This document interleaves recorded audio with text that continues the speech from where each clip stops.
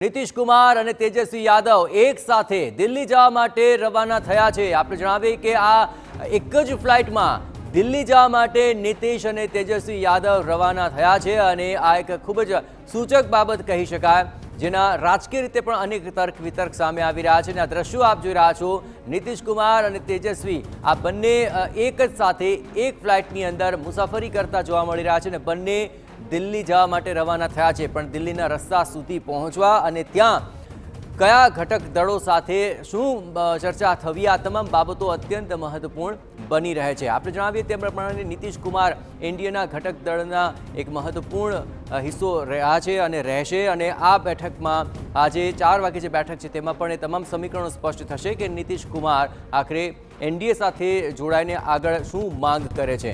પરંતુ મહત્વપૂર્ણ અપડેટ હવે એ પણ આવી રહી છે કે અહીં દિલ્હીમાં એનડીએની બેઠકમાં જતા પહેલા નીતિશ કુમારની બિહારની અંદર જે એક મહત્વપૂર્ણ બેઠક થઈ, આ બેઠકની અંદર જે ચર્ચા વિચારણા થઈ તે અત્યંત મહત્વપૂર્ણ છે, કારણ કે જેડીયુ નેતાઓ અને સાંસદો સાથે આ મુલાકાત કરવામાં આવી છે અને રાજ્યસભા સાંસદ સંજય ઝા અને લલનસિંહ સાથે તેમણે બેઠક યોજી હતી। એ સમયની તસવીરો આપ જોઈ રહ્યા છો અને આ સમગ્ર મામલે ઘણી બધી તર્ક વિતર્ક પણ શરૂ થઈ ચૂકી છે। વધુ વિગતે વાત કરવા માટે જોડાઈ રહ્યા છે TV9 સંવાદદાતા કિંજલ। તમામની બેઠકો ઉપર નજર છે, પણ હાલ ચંદ્રબાબુ નાયડુ હોય કે નીતિશ કુમાર, આ બંને ઉપર એનડીએ અને તમામ લોકોની પણ નજર છે। પણ આજની જે આ નીતિશ કુમારની પોતાના સાંસદો સાથેની જે બેઠક છે, કયા તર્ક વિતર્ક અત્યારે જોવા મળી રહ્યા છે? જી જયેશ, બિલકુલ ચોક્કસથી કહી શકાય કે આ વખતે એનડીએ સરકાર બનાવી રહી છે તો એનડીએની સરકારમાં સૌથી મહત્વનું એન ફેક્ટર રહેવાનું છે નીતિશ નાયડુ। એટલે કહી શકાય કે ભલે વડાપ્રધાન નરેન્દ્ર મોદી બને, પરંતુ મોદી સરકારની અંદર, મોદી કેબિનેટની અંદર મહત્વના જે ખાતા છે તેની માટે જે નીતિશ કુમારની વાત કરવામાં આવે, ચંદ્રબાબુ નાયડુની વાત કરવામાં આવે, તેમની ઉપર એક ખૂબ જ દાવાદાર છે અને સ્વાભાવિક છે, કેમ કે તે બંનેના ટેકા વગર આ વખતે સરકાર બનવી અઘરી છે। એટલે જે મહત્વના ખાતા છે, જેમ કે શિક્ષણની વાત હોય, જેમ કે ફાઇનાન્સ ની વાત હોય, કે જેમ કે કહી શકાય કે ટેક્સટાઇલની વાત હોય, રેલવેની વાત હોય, તો આ જે મહત્વપૂર્ણ ખાતાઓ છે તે એન ફેક્ટરમાં એટલે કે નીતિશ કુમાર કે નાયડુ ઈચ્છે તેમને મળી શકે છે।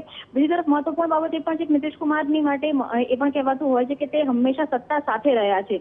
જે બિહારમાં તેમને એક શક્તિ શાસન ચલાવ્યું છે, ત્યારબાદ આખરે હવે દિલ્હીની અંદર તે પણ તેમની પોતાની કઈ વાત છે તેને સ્વીકારવામાં આવશે, કેમ કે આ વખતે પૂર્ણ બહુમત નથી। 2014 થી લઈને 2024 સુધી પૂર્ણ બહુમત સાથે જે રીતે બીજેપી કામ કર્યું છે, ત્યારે આ વખતે ઘટક દળોની વાતને માનવી પણ પડશે અને તેમને જે પણ પ્રકારના તેમના સૌથી મહત્વની વાત જે રીતે લોકસભાના અધ્યક્ષની વાત કરવામાં આવે, કે જે અલગ અલગ હોદ્દાની વાત કરવામાં આવે, પોર્ટફોલિયોની વાત કરવામાં આવે, તેને લઈને ચર્ચાઓ છે તે પણ શરૂ થઈ ચૂકી છે। સ્વાસ્થ્યની વાત કરવામાં આવે કે હેલ્થ મિનિસ્ટ્રીની વાત કરવામાં આવે તો પણ, એજ્યુકેશન મિનિસ્ટ્રીની વાત કરવામાં આવે તો પણ, રેલવે મિનિસ્ટ્રીની વાત કરવામાં આવે તો પણ, ફોરેન મિનિસ્ટ્રીની વાત કરવામાં આવે તો પણ, આખરે જે 4 વાગ્યાની બેઠક છે, 4 વાગ્યાની બેઠકમાં તમામ જે ઘટક દળો છે તે પોતાની વાત મૂકશે, ત્યારે સૌથી વધારે વાતનું મહત્વ એ ચંદ્રબાબુ નાયડુ અને નીતિશ કુમાર એટલે કે એન ફેક્ટરનું રહેવાનું છે, કેમ કે સૌથી વધારે સીટો સરકાર બનાવવા માટે આ બંને પાસે છે। ત્યારે જોવાનું એ છે કે કયા મુદ્દા પર સહમતિ થાય છે।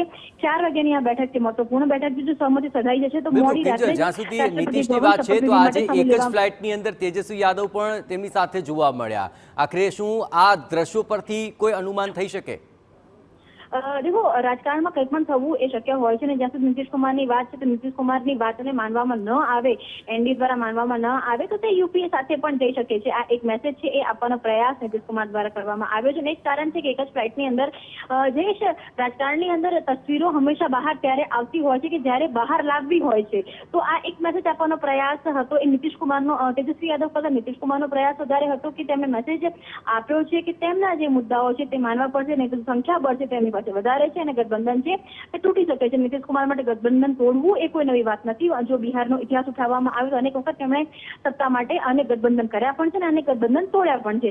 તો આ એક જે એન ફેક્ટર છે તે ખૂબ જ મહત્વનું છે। એક જ આ તસવીર છે તે ખૂબ જ સૂચક માનવામાં આવે છે। હાલાકી તેજસ્વીની વાત કરવામાં આવે તો તે યુપીએ માટેની જે ઘટક દળની બેઠક છે તેની માટે દિલ્હી આવી રહ્યા છે, કે જ્યારે નીતિશ કુમારની વાત કરવામાં આવે તો તે એનડી માટે આવી રહ્યા છે, પરંતુ તસવીર અને સમય એ ખૂબ જ સૂચક છે। બિલકુલ, આભાર કિંજલ। તમામ ગતિવિધિઓ પર આપ નજર રાખતા રહેજો। તમામ બેઠકો ઉપર નજર રહેશે, તમામ ગતિવિધિઓ હવે જે શરૂ થઈ છે તે પણ મહત્વપૂર્ણ બની રહેશે, કારણ કે એનડીએ હોય કે ઇન્ડિયા ગઠબંધન હોય, બંને પક્ષે બેઠકોનો દોર હવે શરૂ થઈ ચૂક્યો છે અને સરકાર રચવાને લઈને બંને કવાયત કરી રહ્યા છે. પરંતુ એનડીએની અત્યારે પ્રબળ શક્યતાઓ છે, કારણ કે તેમની પાસે ઘટક દળો સાથે ફૂલ મેજોરિટી છે અને તેને લઈને હવે બેઠકોના દોર બાદ પ્રધાનપદને લઈને જે ચર્ચાઓ તેજ થઈ છે એ ચર્ચાઓ પૂર્ણ થયા બાદ, એ બેઠકોનો દોર પૂર્ણ થયા બાદ કઈ પ્રકારનું સમીકરણ સામે આવે છે તે જાણવા માટે સૌ કોઈને ઇંતજારી છે.